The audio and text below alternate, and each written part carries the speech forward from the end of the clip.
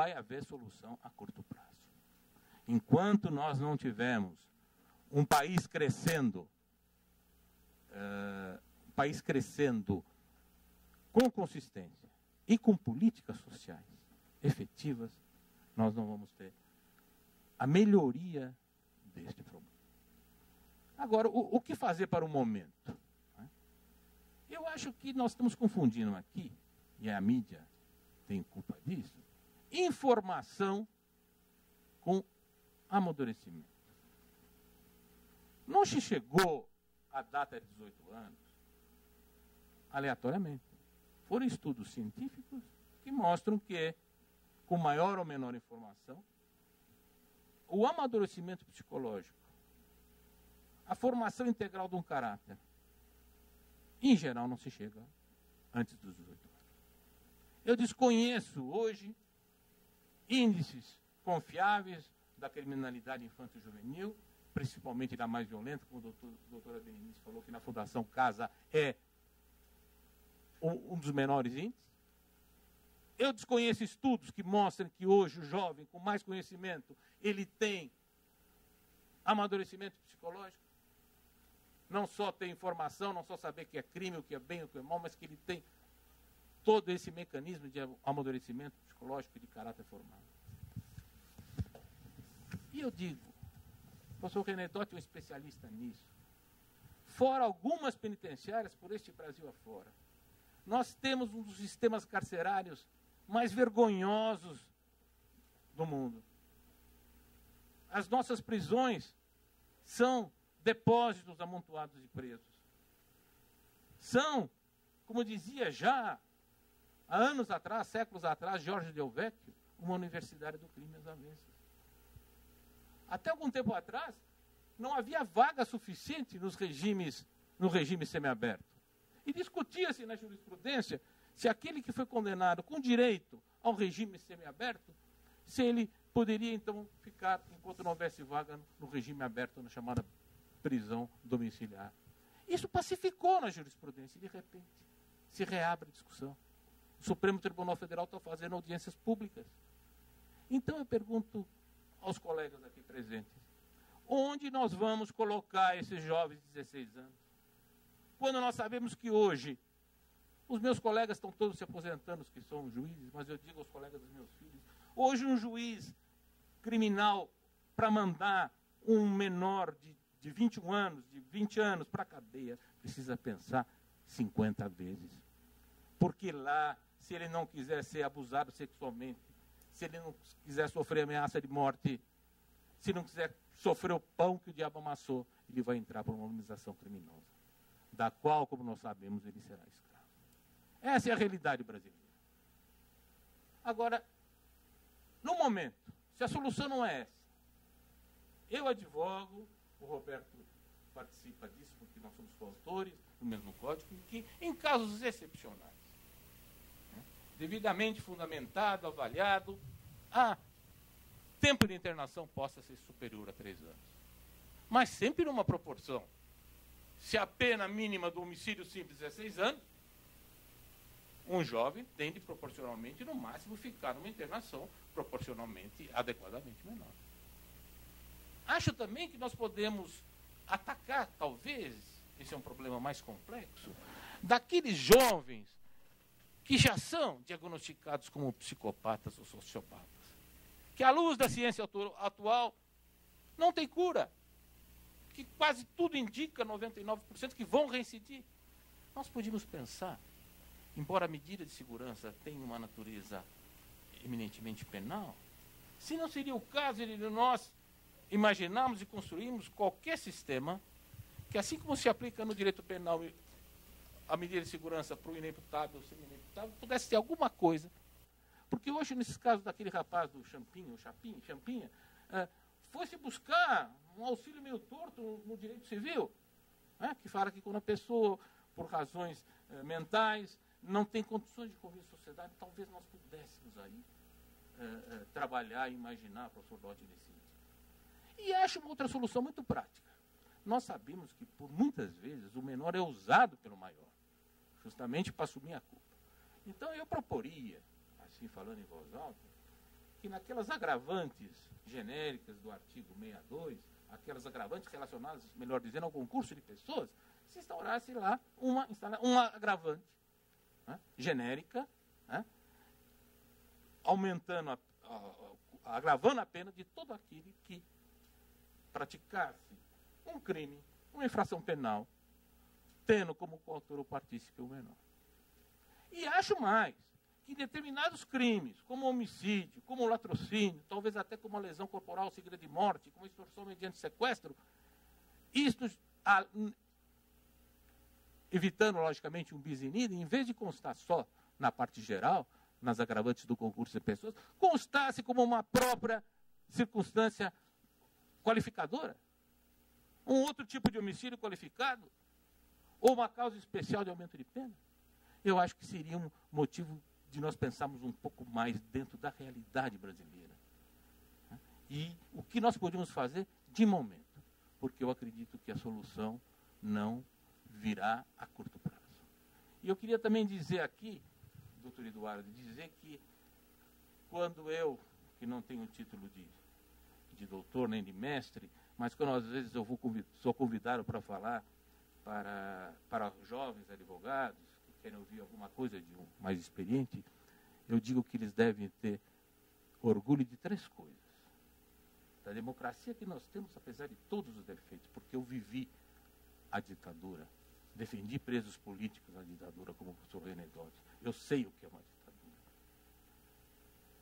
Segundo, Supremo Tribunal Federal que nós temos. Não adianta dizer, foi eleito, é o ministro da Dilma, o ministro do Lula, o ministro do Fernando Henrique, o Supremo tem, graças a Deus, uma aura que transforma e melhora ainda mais os homens que lá entram. E eu queria dizer a Vossa Excelência também, e aos presidentes, que eu digo para os jovens que têm que ter orgulho da Constituição que nós temos. Nós não podemos, doutor Eduardo, reduzir a Constituição a 2 ou 3 incisos. Claro que o devido processo legal abrange o contraditório, abrange a ampla defesa, mas tudo isto foi uma construção da civilização brasileira, dessa jovem democracia. A Inglaterra tem uma Constituição de séculos. 25 anos é muito pouco. E eu digo, nós temos de manter, de respeitar a Constituição. Eu acho que a Constituição brasileira, em matéria de direitos humanos, ela é, para orgulho nosso, advogados brasileiros, uma das mais avançadas e melhores do mundo. São as considerações que eu tinha a fazer. Muito obrigado. Aliás, o tempo sustentação oral é a prática, 14 minutos e 30 segundos, precisa. Eu, muito orgulhoso de ter ouvido a manifestação do meu pai. Acho que, por mais que nós trabalhemos juntos, estamos juntos todos os dias, mas é sempre uma surpresa e sempre uma delícia ouvi-lo. Hoje, realmente, de filho para pai, de pai para filho, mas aqui é a suspeição completa e total. Eu gostaria de passar agora a palavra, também pelo tempo regimental da sustentação oral, para o eminente professor René Areudotti, para que faça as suas considerações. Saudar todos na pessoa do Dr. Roberto Delmanto e dizer que falo com a voz embargada na saudade de quem conheceu pessoalmente seu pai, Dr. Dante, que dele recebeu conselhos maravilhosos quando era iniciante na advocacia, e um deles, inesquecível, é de que nunca falasse com uma autoridade sem um papel, porque senão ela ia dizer para fazer o requerimento. E agradecer profundamente esse convite também da generosidade do Roberto Delmanto Júnior, essa dupla que tem me perseguido há muito tempo, porque não só pelo irmão também, o Celso, mas pelo livro que existe. Quase a mesa de meu trabalho ao lado do computador permanentemente. Dizer o seguinte, que em 1949, com a Lei Fundamental de Bonn, o primeiro artigo estabelecia que a dignidade da pessoa humana é inviolável e que todas as autoridades têm o dever de proteger e resguardar. Por que isto, em 49?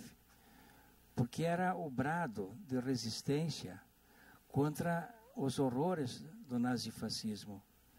Era preciso, portanto, que desde logo naquela Alemanha dividida, e esta lei fundamental de Bonn é da República Federal da Alemanha, que é ocidental, proclamava desta maneira. E daí surgiram, logo depois, a Declaração dos Direitos do Homem, de 48, com uma série enorme de direitos e garantias, que, lamentavelmente, determinada imprensa procura hostilizar, dizendo que são os direitos humanos dos autores de crimes. É um erro elementar, uma desinformação, porque os direitos humanos constituem 66 modalidades de direitos humanos sociais, culturais, políticos e sociais. Essa desinformação ocorre também, no meu entendimento, com a notícia da mídia, quando nas saídas temporárias de 100 presidiários, e que voltam 98, mas 4 são ausentes, a notícia de 4. E que a mídia também aproveita aquela, digamos, infelicidade terminológica, embora tenha sempre falado muito bem do Estatuto da Criança e do Adolescente, mas uma infelicidade, digamos, do eufemismo, quando fala em apreensão do menor. O menor é preso, que perde sua liberdade. O menor não pratica ato infracional, pratica crime também. O menor não é internado, ele é preso. Então, é medida, claro, educativa, tem sim, sem dúvida nenhuma, como lembra a nossa diretora, o caráter de intimidação e o caráter de punição também. Então, penso que quando a imprensa noticia que o menor foi apreendido, perde de significação o caráter retributivo que tem a própria medida de educação da lei do Estatuto da Criança e do Adolescente, perante a opinião pública. Quando não se dá a notícia correta, digamos assim, de um procedimento penitenciário, se levanta, digamos, o sentimento de insegurança também. Então, grande parte das preocupações que nós estamos vivendo, do próprio sentimento de insegurança, é multiplicado, inclusive, pelo escândalo da mídia, porque o que marca mesmo realmente o interesse da mídia é a audiência. E a audiência se faz, inclusive, com sensacionalismo em matéria criminal. Quando a pessoa é sumariamente julgada e condenada, com sentença transitada em julgado, quando é simples suspeito, quem é que vai reparar esse mal depois que ele for absolvido? Porque a notícia não vem depois, a notícia vem com o fato. Nunca vem a notícia da absolvição ou da solução do problema. Mas eu queria lembrar um artigo muito importante que diz: as cadeias serão seguras, limpas e bem arejadas, havendo diversas casas para a separação dos réus, conforme as suas circunstâncias e natureza de seus crimes. Constituição do Império do Brasil, de 1824. E vou repetir: as cadeias serão seguras, limpas e bem arejadas, havendo diversas casas para a separação dos réus, conforme as suas circunstâncias e a natureza de seus crimes. E a Constituição Federal de 88, a pena será cumprida em estabelecimentos distintos, de acordo com a natureza do delito, a idade e o sexo do apenado, e assegurado aos presos o respeito à integridade física e moral. O problema da maioridade ou minoridade não é um problema de direito penal, não é um problema de filosofia, não é um problema de direito constitucional, é de política criminal. Portanto, se politicamente as circunstâncias, os fatos e circunstâncias da execução penal não autorizarem que se antecipe a idade para a responsabilidade penal, não se deve adotar essa orientação. Eu tenho, por coincidência, hoje, publicado no jornal Gazeta do Povo de Curitiba, de grande repercussão no Paraná, 2 artigos. Um do delegado de Polícia Federal, Dr. Francisquini, dizendo que é preciso baixar a idade da capacidade penal para prevenir melhor determinados crimes.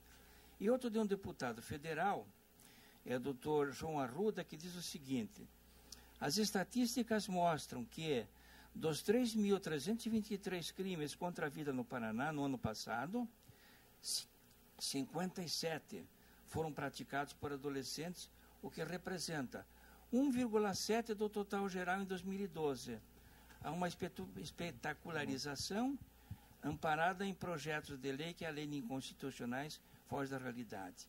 E mais um trecho que diz o seguinte: em uma pesquisa feita com 57 países, a ONU mostra que apenas 17% adotam idade menor que 18 anos para o reconhecimento como adulto.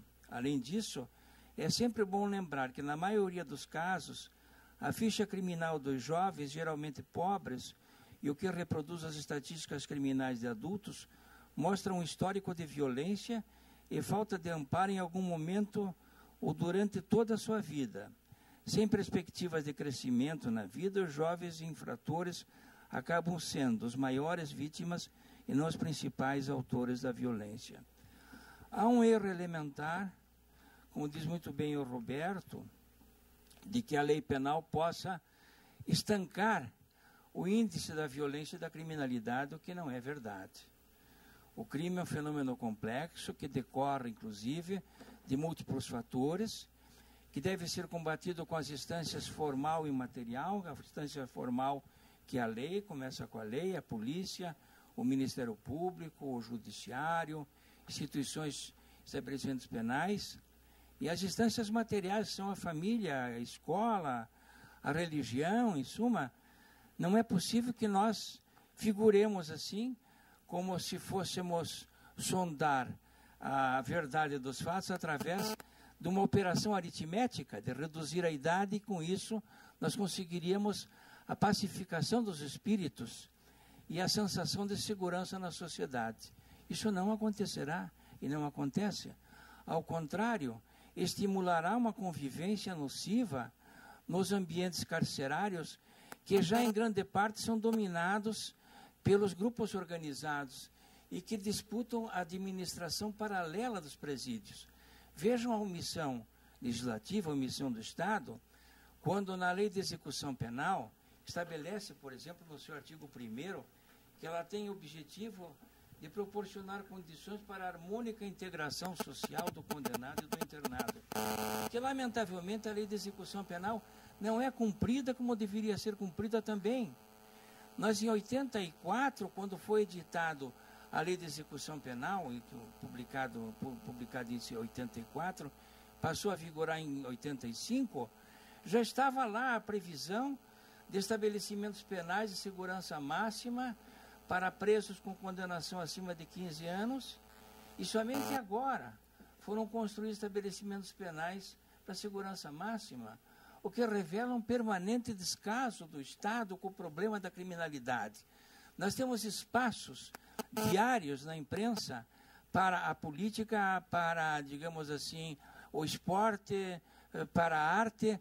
Não temos o mesmo espaço para a educação, não temos o mesmo espaço para uma política criminal, que passa de governo a governo. No governo Henrique Cardoso, foram 7 ministros de Justiça e 1 ministro de Economia. Essa disparidade, digamos, e esta falta, no meu entendimento, de orientação de política criminal, quando o ministro da Justiça, que deveria acompanhar projetos legislativos, assume também a responsabilidade para cuidar de problemas da Polícia Federal, lá no Amapá, por exemplo. Como é que nós vamos contar com um sistema eficiente e adequado se o próprio ministro diz que preferia morrer a ficar numa cela em nosso país? De modo que eu vejo nesse problema não uma inquietação que caracterize uma solução, não. A redução da capacidade penal não é uma solução. É, na verdade, um problema que se multiplicará com a falta de segurança dos cárceres. E, sem dúvida nenhuma, o aumento da sensação de segurança pela anomia. O que nós estamos vendo nas ruas, inclusive, são manifestações nos últimos dias pacíficas de jovens que querem mudar o mundo como é natural.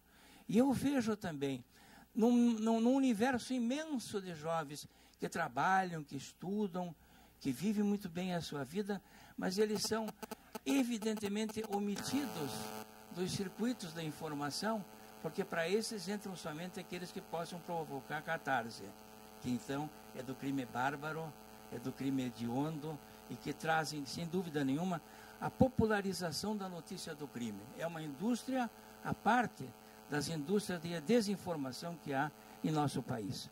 Eu lamento profundamente que nós não tenhamos programas educativos na televisão brasileira, como a Constituição prevê, inclusive espaços para programas regionais de educação e de cultura. Na minha experiência como secretário de Cultura do Paraná, eu vi legiões de adolescentes em matéria de música, de teatro, de literatura, marginalizados pelos programas de televisão que vêm das orientações, inclusive, do Rio e de São Paulo, interferindo em culturas locais e impedindo, inclusive, que se desenvolvam programas